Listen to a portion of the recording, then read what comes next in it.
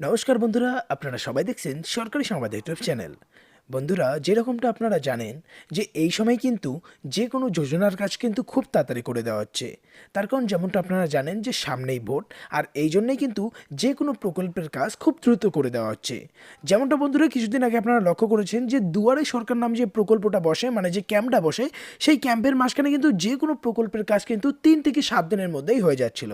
হ্যাঁ বন্ধুরা, এমনই একটা নতুন প্রকল্প ইতিমধ্যেই চালু করা হয়েছিল কেন্দ্র সরকারের তরফ থেকে, যেটার মাধ্যমে আপনি আবেদন করলে কিন্তু শুধু আপনি নন, আপনার পরিবারের যে কয়জন সদস্য আছে সবাই কিন্তু একসঙ্গে সেই প্রকল্পের মধ্যে আসবেন।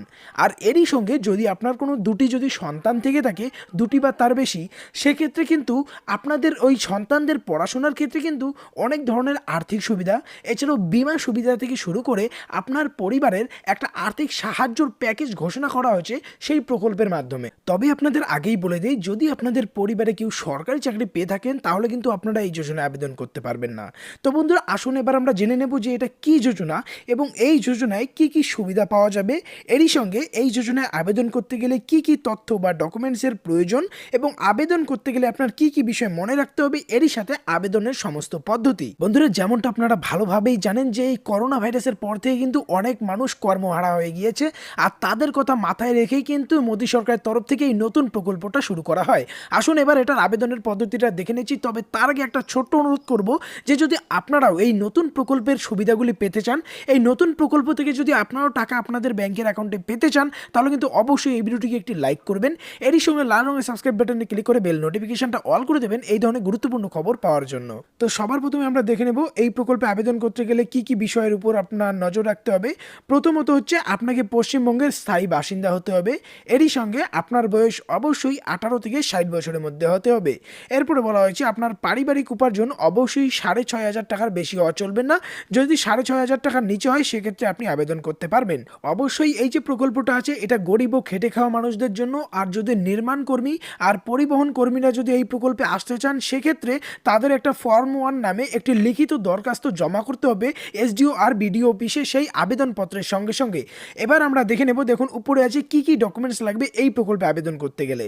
1 নম্বরে দেখুন কি বলা হয়েছে, আপনার আবেদনকারীর ভোটার কার্ড লাগবে, আধার কার্ড লাগবে, ব্যাংক অ্যাকাউন্টের জেরক্স কপি লাগবে, পাসপোর্ট সাইজের 2 কপি ফটো লাগবে, লেবার কার্ড যদি থাকে সেক্ষেত্রে লেবার কার্ড দিতে হবে। এরই সঙ্গে যাকে নমিনি রাখতে হবে, মানে যাকে নমিনি রাখবেন তার ভোটার কার্ড থাকতে হবে অবশ্যই, তার আধার কার্ড, ব্যাংক অ্যাকাউন্ট বইয়ের জেরক্স কপি দিতে হবে। এরপর দেখুন কি বলা হয়েছে, পরিবারে যদি অন্যান্য সদস্য থাকে সেক্ষেত্রে তাদের ভোটার কার্ড বা তাদের আধার কার্ড বা তাদের জন্ম সার্টিফিকেট বা তাদের অ্যাডমিট কার্ড, যে কোনো ক্লাসের অ্যাডমিট কার্ড দিলেই হয়ে যাবে।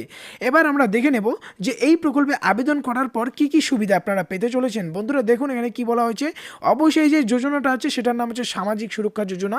এই যোজনার আওতায় যদি কারণবশত দুর্ঘটনার কারণে যদি মৃত্যু হয় সেক্ষেত্রে আবেদনকারীর পরিবারকে 2 লক্ষ টাকা দেওয়া হবে।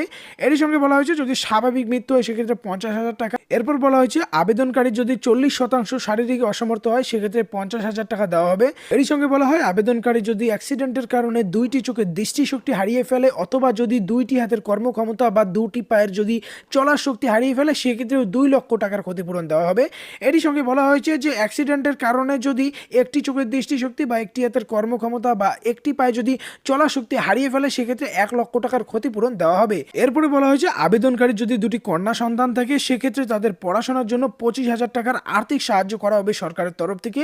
এরপরে বলা হয়েছে আবেদনকারীর সন্তান যদি ক্লাস 11-এ পড়ে সেক্ষেত্রে 4,000 টাকা, 12-এ পড়ে থাকলে সেখানে 5,000 টাকা দেওয়া হবে। এরপরে বলা হয়েছে আবেদনকারী ছাত্র মানে সন্তান যদি আইটিআইতে পড়াশোনা করে সেক্ষেত্রে বাৎসরিক 6,000 টাকার সাহায্য। আর যদি আবেদনকারী সন্তান সায়েন্স বা আর্টস নিয়ে পড়াশোনা করে সেক্ষেত্রে 10,000 টাকা, পলিটেকনিকে পড়াশোনা করলে সেক্ষেত্রে 10,000 টাকা, আর যদি ডাক্তারি বা ইঞ্জিনিয়ারিং পড়তে থাকে সেক্ষেত্রে 30,000 টাকা দেওয়া হয়ে থাকবে। এরই সঙ্গে বলা হয়েছে যে এই প্রকল্পে আবেদন করার পরে কিন্তু একটা সামাজিক মুক্তি কার্ড দেওয়া হবে। এখন বন্ধুরা এই প্রকল্পে আবেদন করার পদ্ধতিটা দেখে নেব। দেখুন এখানে পরিষ্কার করে বলে দেওয়া হয়েছে এই প্রকল্পে আবেদন করতে হলে আপনাকে অনলাইনে ফর্ম ফিল আপ করতে হবে। আর যদি অতিরিক্ত সহায়তার যোগাযোগ পড়ে সেক্ষেত্রে আপনাকে এই ফোন নম্বরটিতে ফোন করে সাহায্য নিতে পারবেন।